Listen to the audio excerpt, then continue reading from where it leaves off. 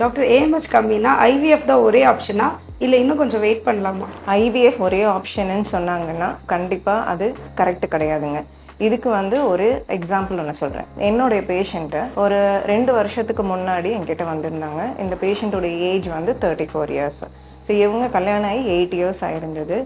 இவங்க நிறைய இடத்துல ட்ரீட்மெண்ட் பண்ணியிருக்காங்க. அதுக்கப்புறம் ஒரு டாக்டர் அவங்களுக்கு ஏஎம்ஹெச்சை செக் பண்ணியிருக்காங்க. ஏஎம்ஹெச் லெவல் அவங்களுக்கு பார்த்தீங்கன்னா 0.8 அப்படின்னு சொல்லிட்டு ரொம்ப கம்மியாக இருக்குங்க. இதனால் நீங்கள் கன்சீவ் ஆக முடியாது நேச்சுரலாக அப்படின்னு சொல்லியிருக்காங்க. ஸோ பேஷண்ட் ரொம்ப டிப்ரெஷனோட என்னை பார்த்தாங்க.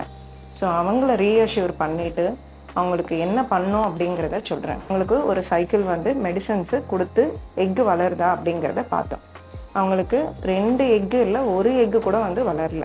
ஸோ அப்படி இருக்கும்போது என்ன பண்ணோன்னா, பேஷண்ட்டும் பார்த்திங்கன்னா அவங்க ஹஸ்பண்ட் ஒரு ஆட்டோ டிரைவர். ஸோ அவங்களால கண்டிப்பாக ஐவிஎஃப் அஃபோர்ட் பண்ண முடியாத நிலையில் இருந்தாங்க. ஸோ அவங்களுக்கு என்ன ஆப்ஷன் பார்த்தோம்னா, லாப்ரோஸ்கோபி மூலயமா அவங்களுக்கு ஸ்டெம் செல் ட்ரீட்மெண்ட், அதாவது ஓவேரியன் ரெஜினுவேஷன் அப்படின்னு சொல்லக்கூடிய ஒரு ட்ரீட்மெண்ட்டை அவங்களுக்கு டிவைஸ் பண்ணோம். ஸோ இந்த ட்ரீட்மெண்ட்டில் என்ன பண்ணோன்னு பார்த்தீங்கன்னா, அவங்களுடைய பிளட்டே எடுத்து அதில் நல்ல அந்த க்ரோத் ஃபேக்டர்ஸும் பிளேட்லெட்ஸும் இருக்கக்கூடியதை கான்சென்ட்ரேட் பண்ணி 2 ஓவரிலையும் லாப்ரோஸ்கோபி மூலயமா அவங்களுக்கு இன்ஜெக்ட் பண்ணிட்டோம். இன்ஜெக்ட் பண்ணிவிட்டு 2 மந்த்ஸ் டைம் கொடுத்தோம்.